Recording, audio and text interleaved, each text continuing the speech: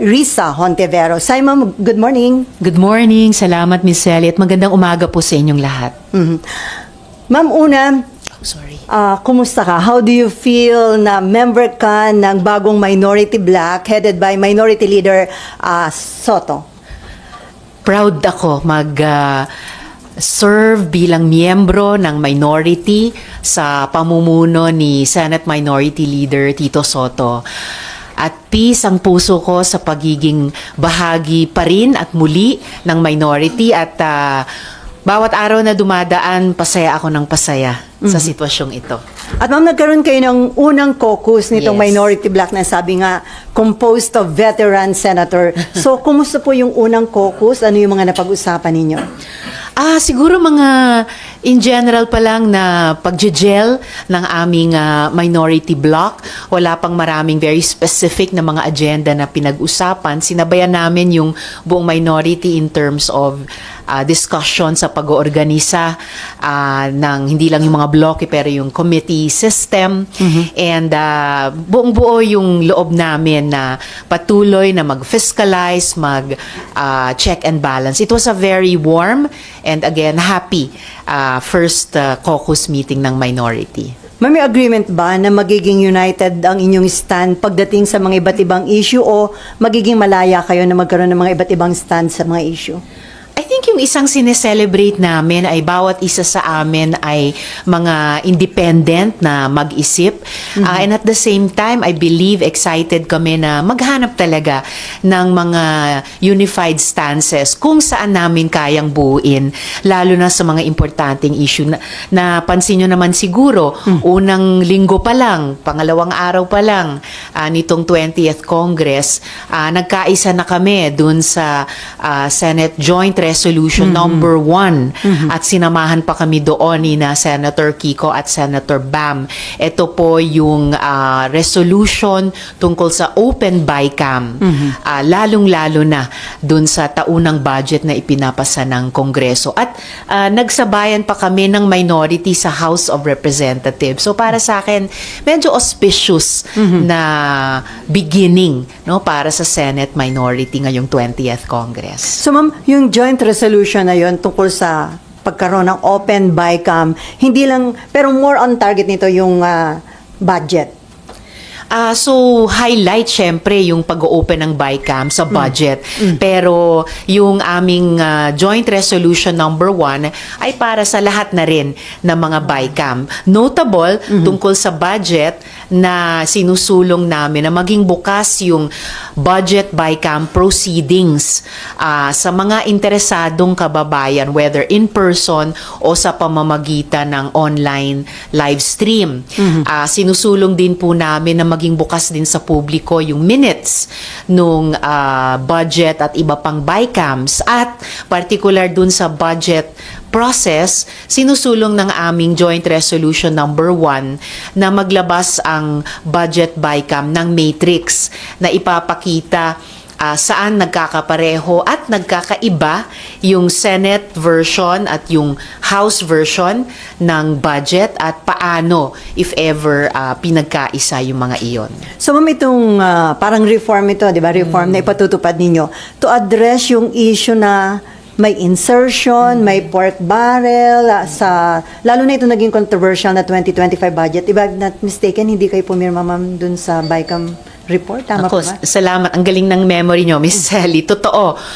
Doon pa lang sa unang pulong ng budget BICAM nung nakaraang taon ay nag-signify talaga ako na hindi ako pipirma sa BICAM version na iyan dahil sa nooy pag-defund sa PhilHealth, yung nooy hindi pag-prioritize ng education tulad ng utos ng konstitusyon at ilan pang mga issue. At talagang hindi ako pumirma sa BICAM version na iyon at tuluyang bumoto kami ni dating Senate Minority Leader Coco Pimentel ng no sa budget. So, sa Joint Resolution number 1 ng kasalukuyang minority, kaya din namin isinusulong iyan para nga maging mas transparent at kalaunan mas accountable ang lahat ng mga batas, lalong-lalo na ang budget. At dun sa budget, maiwasan na magkaroon ng mga pagdududa tungkol sa mga sinasabing mga kabulastugan o mga hindi karapat-dapat na aksyon ng Kongreso, lalo na sa budget. Ma'am, ito ba ma-address ito? Kasi inamin ni DPWH Secretary Manuel Bunoan na yung kanilang agency, wala silang system of monitoring a number of flood control and mitigation projects na in-insert daw ho yun ng mga congressman sa national budget at the last minute. Meron din daw pong mga items na neither proposed by DPWH nor approved by the DBM suddenly appeared at the GAA. So with this joint resolution, kung ma-approve po ito, ma-adapt, ano na po ito, mapiprevent na po itong ganito? Yun yung inaasahan ng Senate minority at yung dalawa pang kasamang senador na pumirma, and I would presume inaasahan din ng mga counterparts namin sa House minority. And sana notice na rin ito pareho sa DPWH at sa DBM na di mag-propose po sila, dapat magkaroon na o matagal na ng monitoring system nila dun sa mga pangunahing programa nila. Lalo na't kung maalala natin at ni-raise namin ito ni dating Minority Leader Coco Pimentel nung nakaraang taon, may mga dokumentasyon na sa nakaraang 3 dekada daw ng DPWH programs, 1/3 daw sa binabudgetan nito ay ang mismong flood control. Kaya kailangan sagutin bakit ang karanasan ng ating mga kababayan tulad ngayong mga bagyo at habagat ay kabaliktaran. Hindi nabawasan, say by 1/3 ang baha, kundi nga lalong tumaas at lalong tumatagal bago humupa. Anyway, ma'am, dun sa inyong dun sa inyong first caucus, napag-usapan po ba itong impeachment, lalo na yung naging SC ruling declaring unconstitutional yung impeachment case against BP Sara? Of course, lahat kaming mga senador at lalo na kami sa minority ay concerned sa ano yung magiging kapalaran ng impeachment trial na sa paninindigan ko ay nagsimula na at nagpapatuloy at ngayon ay naabutan itong importanteng ruling ng Korte Suprema. So, yan po yung pinag-usapan din sa All Members Caucus, patuloy na concern sa amin sa minority at para po sa akin at tingin ko sa aming lahat ay ilalabas yung aming mga argumento at mga opinyon o boto sa nagkasunduang petsang August 6. Opo. Pero ma'am, kayo sa minority, Senator Ping Lacson, ang para sa kanya, sundin yung SC ruling. So, ibig sabihin magkakaiba kayo ng stand kahit na mga minority senators. May mga pagkakaiba-iba man kami ng concerns o opinion dito tungkol sa impeachment. Nagkakaisa po kami sa minority na dapat magkaroon ng maayos na desisyon. Hindi lang kami sa minority, ang buong Senado kung papaano talaga namin ititreat itong buong impeachment trial at given din yung importanteng desisyon ng Korte Suprema. At the same time, yung ibang mga importanteng prinsipyong nasa konstitusyon, kaugnay ng obligasyon ng Senado, obligasyon din ng House pagdating sa impeachment at yung karapatan ng ating mga mamamayan na magkaroon ng buong impormasyon at matugunan ang entitlement nila sa accountability naming mga public officials. Before ma'am, hopeful pa rin kayo na magkakaroon ng trial considering na unanimous yung end bank ng Supreme Court nung bumoto sa ruling na nagdideklarang unconstitutional yung impeachment case? I'm always hopeful, lalo na sa ganitong mga pinakaimportanteng mga proseso na iniaatas sa Senado na may partikular na obligasyon. So, ilalabas ko rin yon, mga argumento, opinyon, pati boto, kaugnay ng pag-asang iyon sa August 6. Okay, Mav, and then si RG. Hello. Hello. Okay. Yeah. Meron po kasing ilang senators na nag-raise ng concern na baka raw po pag hindi sumunod yung Senado sa SC ruling ay magkaroon ng constitutional crisis. Your comment lang po. Wala namang may gustong magkaroon ng constitutional crisis ni political gridlock o deadlock na sinabi naman ng ibang observers. Kaya nga talagang binubuno namin these days, these weeks, kung papaano tamang dapat kumilos ang Senado. At lahat nito ay pinag-aaralan namin sa ngayon at ihahain namin ng kompleto pagdating sa plenary sa August 6. At ma'am, yung sa August 6 nga po, plenary ito, are you still Yes. hopeful that you will reconvene as an impeachment court? Yes, I think the court is still convened. Ang trial ay nagpapatuloy. Kaya hopeful ako at yan ay magiging laman din ng aking mga argumento at opinyon sa August 6 na patuloy kaming magko-convene patungo nga dun sa pinaka-importanting paghain ng mga ebidensya at mga witnesses dun sa bawat article of impeachment. Pero yung sa August 6, ma'am, yung deliberation tungkol sa impeachment, saan gagawin yun? Sa plenary session ninyo as legislative body or magko-convene kayo on August 6 as impeachment court?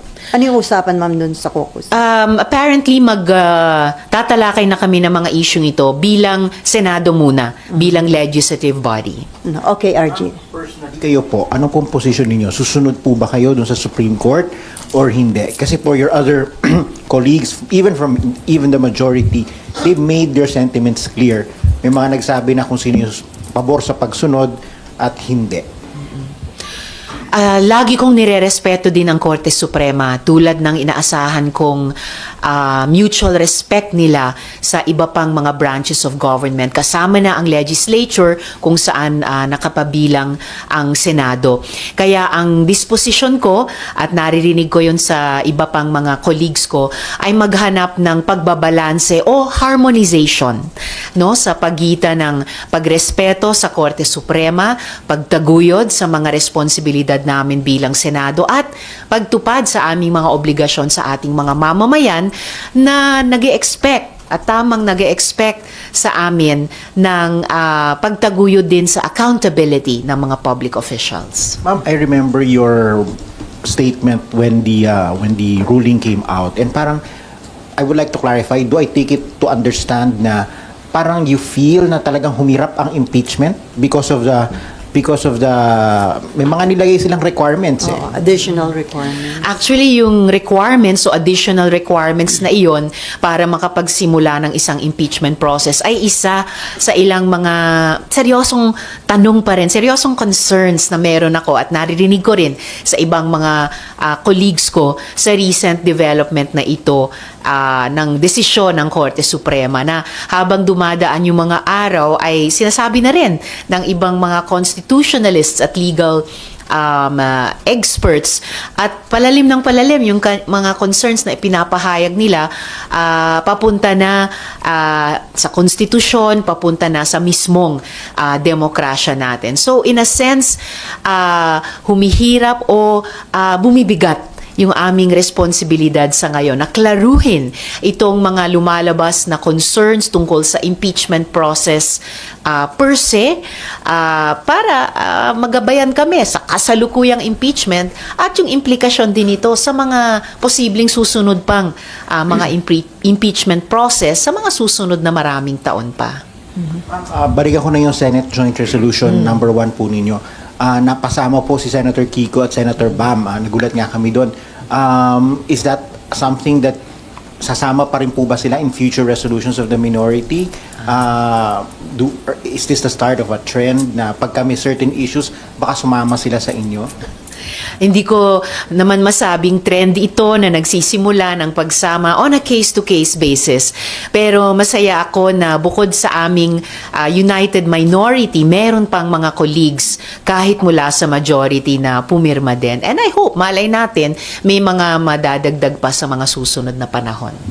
Anyway, ma'am, may mga nagsasabi na kung yung Senate noong February, inaksyon na agad yung impeachment, tapos na sana yung impeachment trial kay BP Sara. Pero according naman kay SP Cheese, parang vindicated na naging maingat nga yung Senate dahil paano kung tinapos nyo yung trial, kinonvict nyo si BP Sara, and then ganito yung naging ruling ng Korte Suprema. So ano daw yung magiging sitwasyon ngayon ng Senate?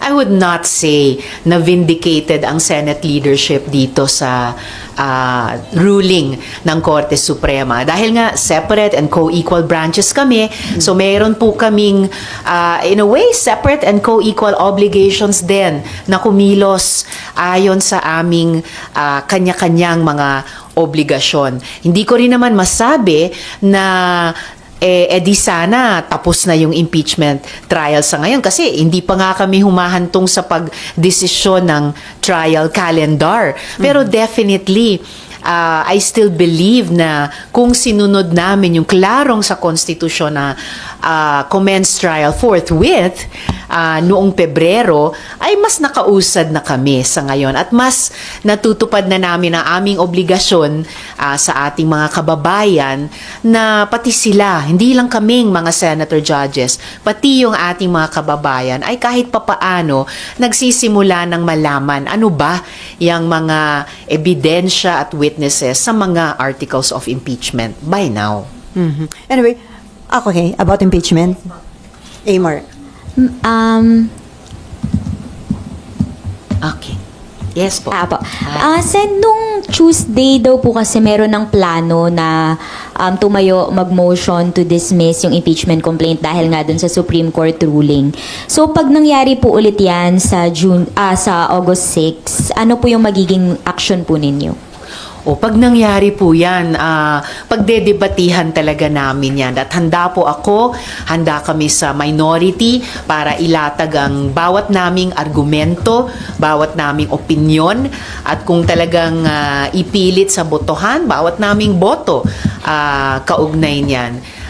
Personally, hanggang ngayon premature kung maghahain ng o pagbobotohan ang motion to dismiss. Kasi anong i-dismiss namin kung hindi pa isang pirasong ebidensya o isang warm body na witness ay di narinig pa naming mga senator judges. Safe to say kayo po personally, ang sabi nyo nga po premature, so you will vote against it if it is raised on the floor on August 6? So it's safe to say that, pero ayoko namang i-preempt kung talagang gagawin na nila sa August 6 or not. Basta't yan ang napagkasunduan naming petsa at yan din ang pinaghahandaan naming maigi bawat isa sa amin.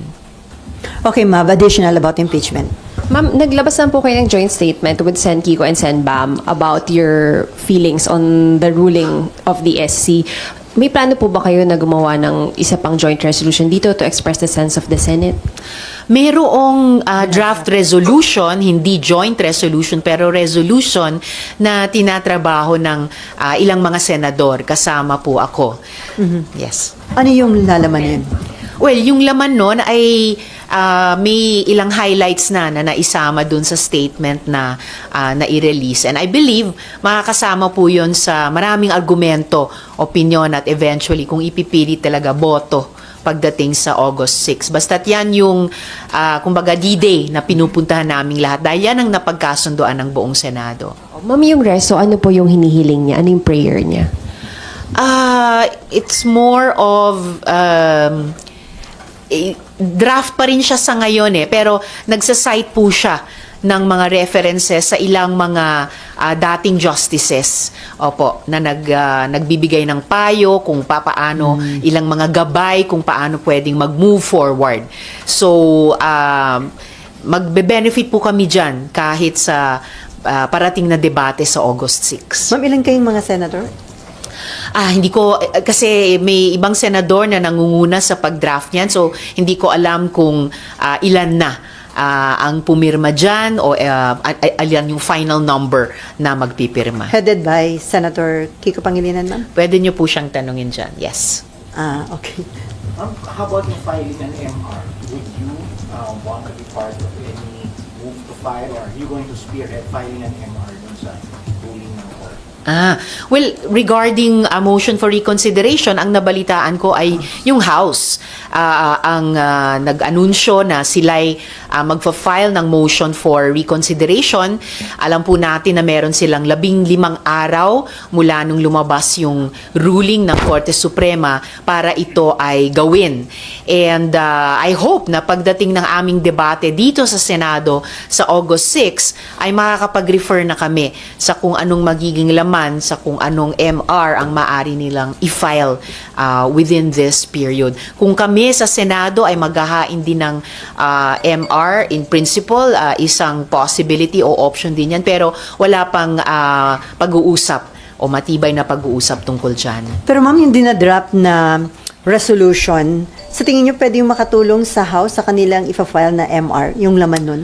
Kasi I would imagine na dahil yung dinadraft na reso dito ay may references sa ilang mga dating justices, I would guess, hindi ko alam, pero I would guess na posibleng references din yon sa MR ng House. Pero hindi ko alam dahil dito naman ako miyembro sa Senado at hindi doon sa House. But I look forward na kung magfa-file sila ng MR, it's more na naglo-look forward ako na makakapag-refer kami doon sa MR nila dito sa aming debate sa August 6. by next week, ma'am, may ifa-file na yung reso na dinadraft ngayon?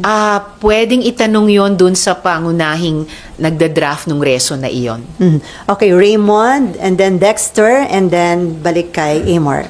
Ma'am, whatever would be the result ng voting sa August 6, medyo mahaba pa yung February 6 na kung sakasakali na pwede pang mag-file as per the SC decision. Pero merong mga idea kasi na hindi lang naman daw kasi impeachment yung pwedeng gawin para maka-exact ng accountability of the Vice President. Now, are you supportive of any move coming from other agencies para ma-make accountable ang Vice President doon sa mga supposed anomalies where she was accused of dito sa impeachment as part of the articles of impeachment? Bukas naman sa kahit sinong government agency o institution at lalo karapatan ng mamamayan na pwedeng singilin kahit sino sa aming nagtatrabaho sa gobyerno, sa aming accountability habang hinahawakan namin yung public office. Of course, inaasahan ko pa rin at ipaglalaban namin na ituloy yung impeachment process bilang siguro ito na yung isa sa pinakamataas at mahalagang proseso ng pagsingil ng public accountability. Hindi ko pa kino-concede na matutuloy na talaga yung botohan dyan sa August 6 dahil magdedebate pa kami. Pero kung anuman ang mangyari at hindi mangyari sa August 6, kung ang susunod na timeline o horizon na titignan ng mga advocates ng public accountability ay February 6, hindi naman po nauubos yung fighting spirit at yung energy ng mga advocates of public accountability. So, anumang front yan ng pagsingil ng accountability na iyan, umaasa ako na laging magiging handa at laan ang lahat. Okay, Dexter. Good morning, Sen. Good morning. Balikan ko lang po yung Joint Resolution number 1 dahil kasama dun sa sinusulong dun sa Open BICAM ay para maiwasan yung mga nasabing insertions. Ito ay para sa 2026. That's 2026, correct. Simula sa GAA doon. Ano naman po yung sa tingin nyo mga pwedeng steps na gawin ng Senado para naman dahil nandiyan na yun sa 2025 may mga insertions at kasama yan sa mga napuna ng Pangulo.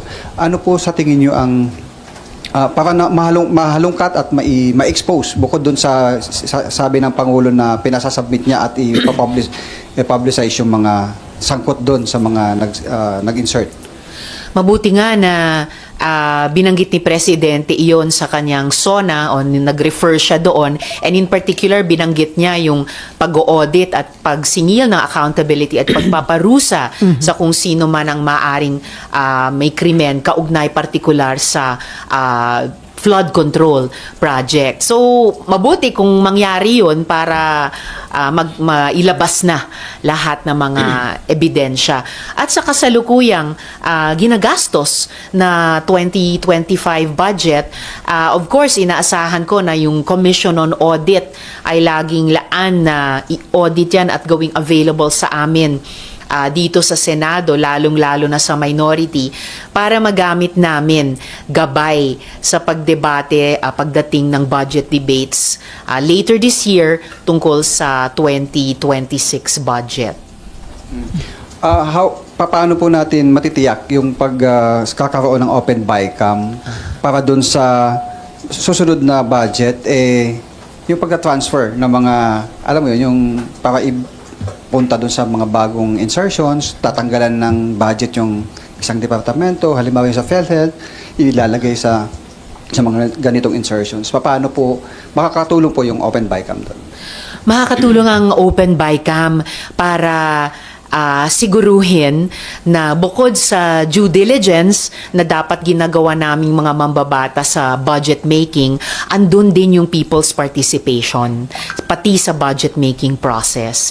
Na kahit sino sa kanila, mga organisasyon ng mamamayan, mga budget reform advocates na gustong mag-observe hanggang sa Bicameral Conference Committee on the Budget ay pwede nilang gawin in person o kaya online. Sila po ay i-furnish din ng minutes nung budget BICAM process at magkakaroon sila ng kopya, hard copy man yan o e-copy ng matrix, comparative ng House at Senate versions ng budget at kung papaano nireconcile yung mga magkakaibang provision yan sa ating GAA. Mambilang tugon dun sa nasabi ni Presidente sa SONA na pananagutin yung mga sangkot sa mga katiwalian, kickback, kalokohan sa flood control projects. According to Senate President Chis Escudero, magpa-file siya ng proposed bill na ipagbabawal yung mga politiko, mga kamag-anak na maging contractor or supplier ng mga government projects like flood control. Sa tingin niyo magandang panukalang batas ito, ma'am? Opo, pwedeng maging magandang companion measure yan sa proposed Senate Joint Resolution number 1. And pwedeng simulan yon na paglagay ng guardrails talaga na yung mga grupo na may vested interests tulad nung nabanggit na contractors ay magkaroon ng firm parameters na hindi magkaroon ng undue influence halimbawa sa legislation or kahit sa representation sa loob ng legislature para pati sila bilang dapat private sector ay magkaroon ng accountability dun sa pag-participate naman nila sa government programs tulad ng infrastructure. And of course, kung gusto nating kontrolin o ipagbawal ang partisipasyon naming mga nagtatrabaho sa gobyerno dun sa public works, kailangan siguruhin din na hindi lang gagamit ng mga palusot tulad ng paggamit ng mga dummies. So dapat meron talagang disclosure para magawa ng gobyerno ang kanyang tungkulin, siguruhin na may good faith ang lahat ng stakeholders dyan, alang-alang sa ating mga mamamayan na silang nagbabayad ng buwis para sa lahat ng ito. Mhm. At ma'am, aware kayo na mayroon talaga ng mga politiko may kamag-anak na contractor. So sa tingin nyo, mahirapan ba itong makapasa itong panukalang batas na ito? Well, of course, may kasabihan na no one legislates against one's own interests. Pero narinig naman po naming lahat sa SONA yung sinabing iyon ni Presidente. And dapat naman siguro sumunod, hindi lang ang majority, pero ang lahat. Alang-alang din sa kung gustong mag-iwan ng mas maayos na legacy para sa mga susunod na taon. Amor.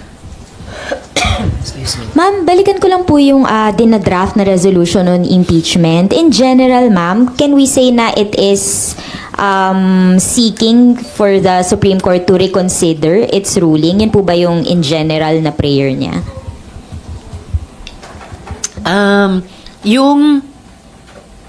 Yung resolution na dinadraft na iyon, as I remember from nung pinirmahan ko yon, ay nagre-refer sa mga payo, mga gabay na mga dating justices. So syempre, sila dahil galing din sila sa Korte Suprema, meron silang tamang timpla ng disposisyon at sa kalengguwahe kung ano yung pinapayo nila sa amin na mga mambabatas at kung paano sa tingin nila tamang i-address namin yung Korte Suprema.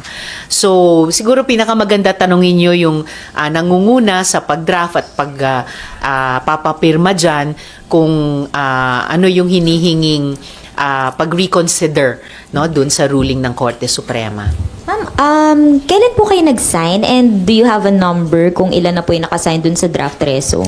Pumirma po ako nung unang araw ng 20th Congress. And as of that day, mga 4 na kaming nakapirma noon. Pero balak kasing magpapirma sa pinakamaraming kayang papirmahin. Hopefully going for a majority number ng mga senador. So pakitanong doon sa lead Senator John kung ilan na, no, posible as of today. Opo. And ma'am, puntahan ko lang po yung about Senator Kiko and Senator Bam kasi you mentioned earlier na binubuo nyo nga po yung malakas na puwersa sana ng opposition. That's why you wanted them to be on your side. Pero how would you describe your relationship with them now, ma'am? Are you still allies? O dahil ba nasa majority na sila, hindi na ganyan yung relationship? Paano po? We and our parties are still allies at klarong-klaro yon halimbawa sa House of Representatives. Kasi yung mga kapartido namin sa Akabayan, sa ML, good number mula sa LP ay magkakasama sa bloke sa loob ng House Minority. And yung House Minority na mula sa mga partido namin ay kasama namin dun sa, I would call it minority-led resolution tungkol sa open BICAM. So, sa ganyang ding mga issue na magkakapareho ang aming mga opinion, ay yun yung bukas na posibilidad pa rin kahit dito sa Senado. So mula sa United na minority, kaming 5, possibility lagi depende sa issue, maimbita rin yung iba naming mga colleagues, lalo na or kasama na yung dalawa. So ma'am, you still consider them to be allies of the opposition and your allies po? I still consider them allies, and ang priority ko mula sa loob ng United Minority, kaming 5, patuloy akong kikilos para palakasin ng oposisyon sa labas ng Senado. At aasahan ko rin yung mga fellow minority namin sa House at yung ibang mga opposition forces sa LGUs at sa labas ng Kongreso. Before Raymond, ma'am, dun sa zona ni Presidente, binanggit din niya yung accountability and then pahusayan yung serbisyo, yung mga public utilities. Meron ba kayong mga isusulong na investigasyon para pagsunod doon sa nilalaman ng zona ng Pangulo? Bago pa yung zona ni Pangulo, at isang na-appreciate ko rin yung pagbanggit niya sa dapat singilin yung pangit na serbisyo sa tubig. Nauna ko nang na-file yung Senate Resolution number 16 na humihingi ng investigasyon dun sa mga, ayon sa COA, di umanong unfair provision sa mga joint venture agreements ng mga water district sa mga private concessionaires. Lalong-lalo na ang Prime Water, ang Manila Water, at ang Metro Pacific Water. And itutuloy po namin yan dahil yung usapin ng mabaho o maruming tubig ay yan ay pumapasok na sa usapin ng dignidad ng tahanan, no, ng bawat pamilyang Pilipino. Kahit yung mga catch-up plans na sinasabi ng mga water districts kasama itong mga concessionaires ay hindi sumasapat dahil malayo, no, ang nararating ng mga yon, at dahil din sa kulang talaga ang nilalaan na pondo para sa investments at saka maintenance nitong mga water concessionaires na ito. So, nirefile mo yung resolution regarding that? Yes. Siya po ay Senate Resolution number 16. ngayon. So, na-refer na po ba ito sa Committee on Public Services? I believe na-refer na ba? Ido-double check po namin kung na-refer na, pero looking forward ako na mukhang hindi pa nare-refer, pero looking forward ako na tulad nung nakaraang kongreso na ito isa-schedule para sa pagdinig ng kanyang ng chair ng committee. Before Dexter, may patanong lang si Marlon Ramos. Senator Amy said reports on the senator's insertions, including those of SP Escudero, were not just allegation, but these are true. Did you notice these insertions in your review of the GAA? Is this also the reason why you did not sign the BICAM report? Una na akong hindi pumirma sa BICAM report.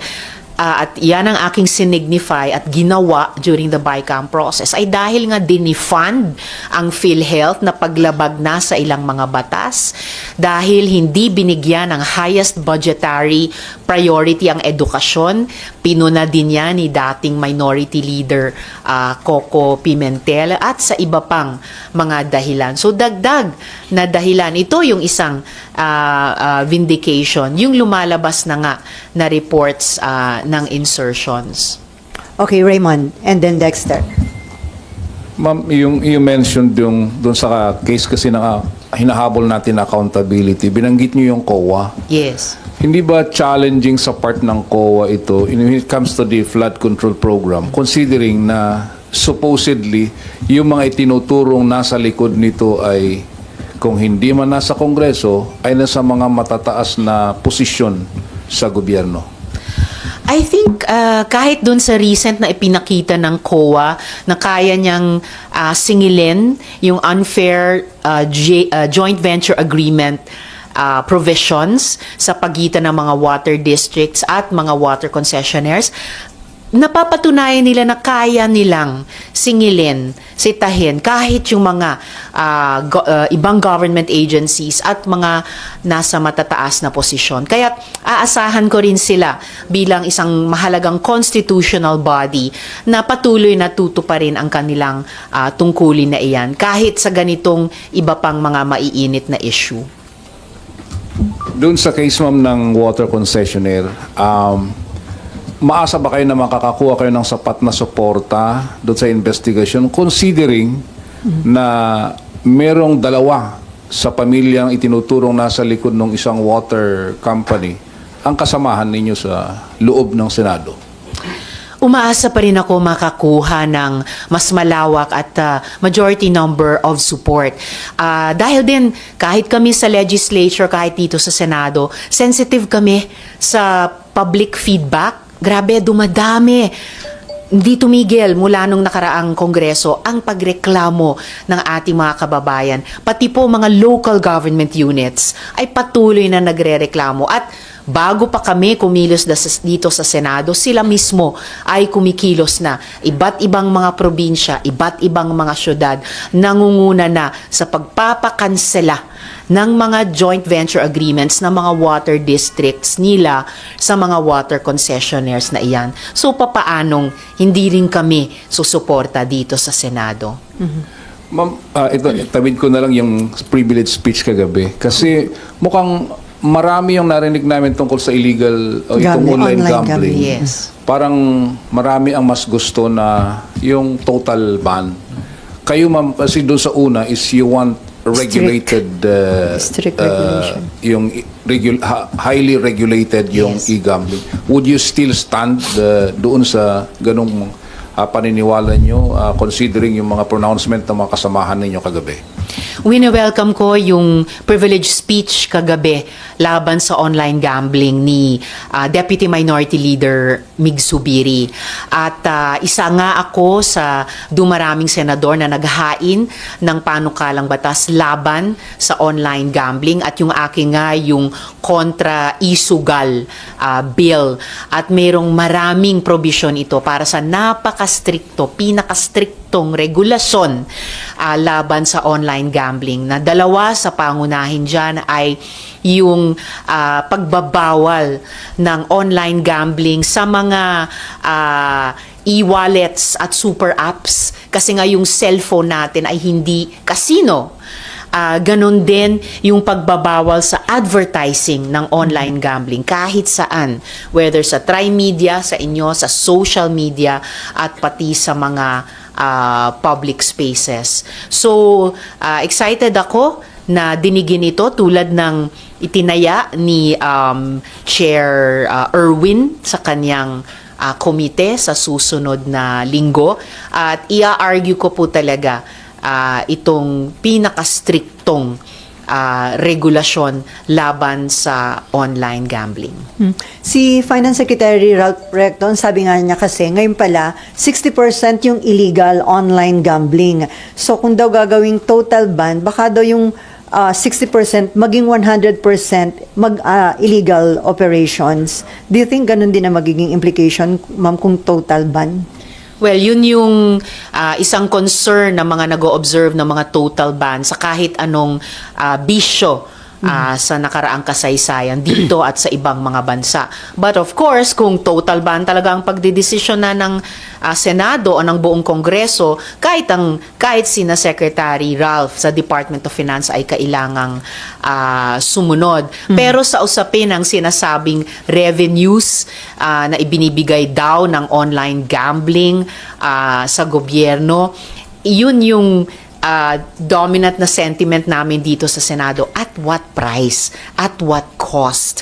Kaya kahit sa aking kontra-isugal bill, ang executive dapat handa siyang i-forgo kung anumang malaking porsyento ng sinasabing revenues na iyan. Alang-alang sa pagbantay sa kalusugan din ng ating lipunan dahil malakas ang public health approach ng aking kontra-isugal bill at nang walang diskriminasyon ay gustong talagang lagyan ng malalakas at makakapal na guardrails laban sa masasamang social effects ng online gambling. Ma'am, yun daw isabong, binan na yun, pero tuloy-tuloy pa rin. So, pruweba daw ba yan na hindi nag-work yung ban? So, mas mahubuting strict regulation tulad nung ipinupurso niya. Maaring isa yun sa halimbawang sasabihin ng mga susuporta din sa pinaka-striktong regulasyon kesa sa total ban. So, naglulook forward ako sa mga ebidensya tungkol dyan na ihahain namin pagdating sa hearings at lalo na sa plenary debates tungkol sa paano talaga nating ibibigyan ng batas itong tungkol sa online gambling. Okay, Dexter.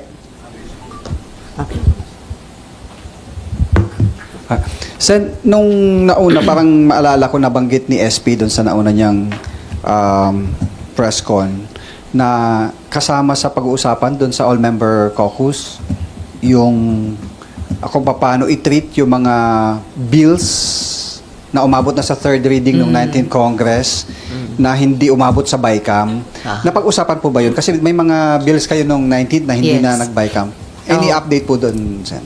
Oo, salamat sa tanong. Yes, napag-usapan din sa all members caucus at madali namang napagkasunduan dahil tradisyon naman yan ng Senado, pati sa House, na yung umabot sa advanced stage of legislation ay dadaan na lamang sa isa o dalawang pagdinig muli bago i-plenary interpellation at amendments din. And for one, naglulook forward ako na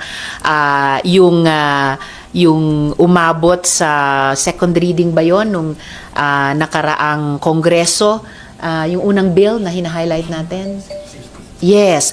Umabot sa advanced stage of legislation yung amendments sa Safe Spaces Law. Lalo na para palakasin ang proteksyon sa ating mga kababaihan at sa persons of diverse SOGIESC, lalo na sa digital spaces. Given yung napakabilis na advances sa AI, yung masamang hindi advances para sa akin pag-atras ito kaugnay ng mga deepfakes. Gayon din, excited ako ituloy yung trabaho sa pangunguna ng Committee on Women, yung tungkol sa, yung pangalawa natin? Hindi, yung pangatlo yan yung pangalawa.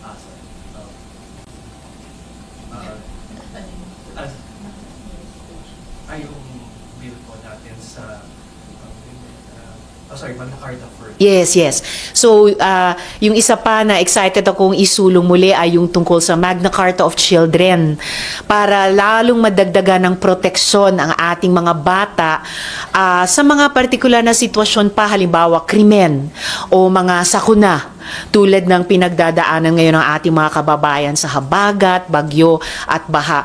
At yung mga batas din, mga panukala tulad ng Child Tourist Safety Bill o yung Sandy's Bill para matugunan yung mga dumaraming nakakalungkot na incidents ng pagkamatay o pag-injure sa ating mga bata sa mga tourist spots.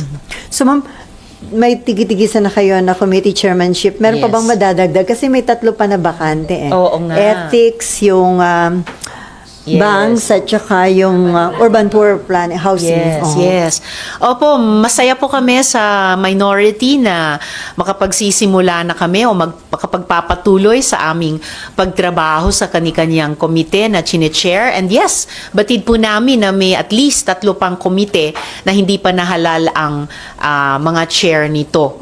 And naglulook forward po kami para sa mas balanse naman kasi napapansin po kahit ng ating mga kababayan, hindi naman balanse yung pag-distribute ng committee chairpersonships para din maging efficient at effective yung paggana ng committee system namin dito sa Senado. So, umaasa kami o nag-hope kami na madagdagan pa yung mga komiteng lalaan sa minority. So may info ba na yung 3 remaining committee ay i-offer sa minority? Na-offer na earlier yung at least isa pa doon, pero sa ngayon wala pang matibay na impormasyon o commitment na mapapasa amin nga. Pero i-follow up po namin yan. Ma'am, may pahabol si Marlon. How do you feel about our fellow, sabi niya, your fellow kakampings who are openly attacking Senator Kiko and Senator Bam for their decision to join the majority?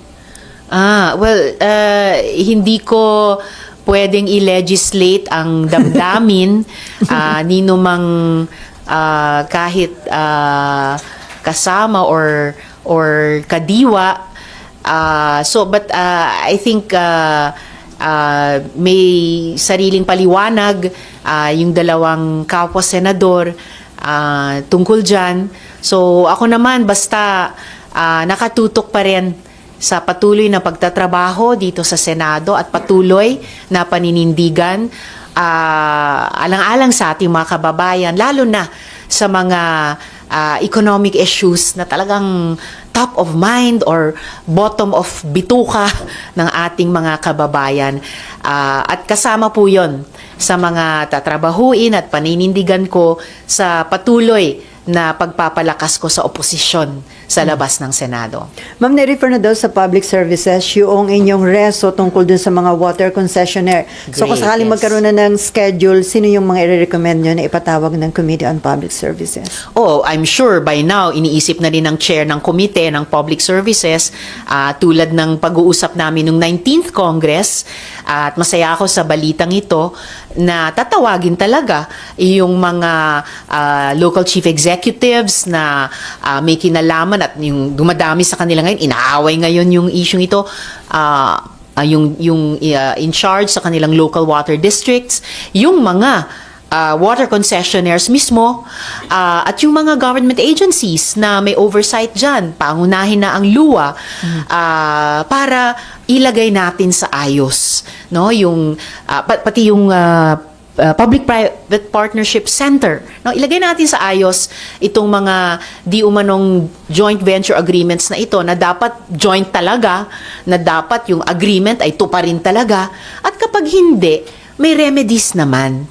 Lalo na yung ating mga constituents at customers ng local water districts at mga private concessionaires na ito. Dahil sa ngayon, halimbawa, wala pa sa guidelines ng PPP Center, paano iwawas to? Unfair naman yun, di ba? Matrap sa ganong kontrata na yung isang panig, hindi naman tumutupad. Ma'am, makakatulong ba dyan para ma-resolve yung issue sa mga water concessionaire, yung proposed bill para sa creation ng Department of Waters. Di ba may ganun? Posibleng, o malamang dahil mainit talaga itong issue ng pangit na serbisyo sa tubig, malamang papasok yan sa pagdinig din sa bill tungkol sa Department of Water. Mhm. And then, panghuli na lang siguro to kung wala nang hahabol from NIMFA. Prudent po ba na hintayin ang filing ng motion for reconsideration at decision dito ng SC bago mag-decide ang Senado? Although sinabi na ho ni Senate President Escudero na hindi kailangang hintayin kasi 13-0 vote at malabo na daw yung mabaligtad pa. Well, parang tawag dito, common wisdom, lalo na ng mga abogado na malabo na daw maiba. Pero malay natin.